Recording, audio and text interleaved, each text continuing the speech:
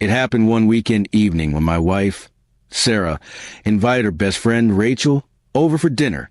I had never really liked Rachel much, but I tried to be polite for Sarah's sake. Rachel had a sharp tongue and no filter, and more than once, she had made comments that made me uncomfortable. But this time it went too far. As soon as Rachel walked through the door, she started criticizing everything, from how the house was decorated to how I was dressed. I chuckled awkwardly at first, thinking maybe she was joking, but her tone wasn't playful. It was mean. During dinner, Rachel made a comment about how I was lucky Sarah settled for someone so plain. I paused, stunned. The table went quiet for a second. I looked at Sarah, expecting her to step in and say something, but instead, she laughed and said, "Oh, come on. That's just the way Rachel is. You know she doesn't mean it." That hurt more than Rachel's words.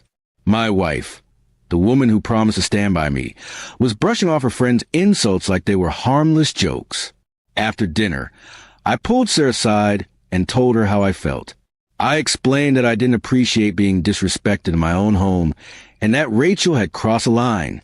Sarah looked at me with a mix of confusion and frustration. "She didn't mean it like that," she said again. "You always take things too seriously. Rachel just speaks her mind." I couldn't believe what I was hearing.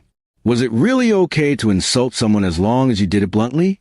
Over the next few days, I grew distant. I couldn't shake the feeling of betrayal, not just from Rachel, but from Sarah. I kept replaying her words in my head. "That's just the way she is." As if that excused everything. I started to question how much Sarah really respected me. Was I just a background character in her life? Someone to tolerate rather than value? The tension grew between us. I stopped trying to talk about it because it was clear she didn't want to hear it. Every time I brought it up, she'd roll her eyes and say I was overreacting. I started to avoid being home when I knew Rachel might visit. I couldn't stand being around someone who treated me like that. And even worse, I couldn't stand the fact that my wife let her. Things got worse when Rachel started texting Sarah about me. I saw a message flash on Sarah's phone one evening. "Your husband always looks so miserable. What's his problem?" Sarah didn't say anything, didn't defend me. She just replied with a laughing emoji.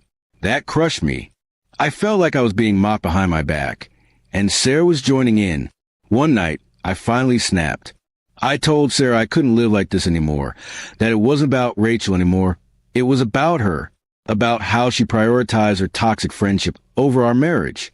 She looked genuinely shocked. "You're making me choose?" she asked, as if that was the most unreasonable thing I could do. I didn't answer. I just walked out for some air. When I returned, she was waiting for me, quiet and pale. "I didn't realize it meant that much to you," she said softly. "Rachel's been my friend since college. I guess I just got used to the way she talks." I told her that didn't make it right, that letting someone else put me down wasn't loyalty. It was disrespect. We had a long, hard conversation that night. She apologized, really apologized for the first time, not just for Rachel, but for making me feel like my feelings didn't matter. She agreed that Rachel had gone too far and promised to set some boundaries. It didn't fix everything overnight, but it was a start. Sarah slowly began distancing herself from Rachel, or at least not bringing her around me. And for the first time in a long while, I felt like my voice mattered in our marriage again. It took a while to rebuild the trust that had been cracked, but we worked on it. We started spending more time together, just the two of us, talking honestly, rebuilding the foundation that had started to shake. Rachel never apologized, and I didn't expect her to. Some people never change. But Sarah did, and that was enough. Because in the end, I wasn't asking for perfection.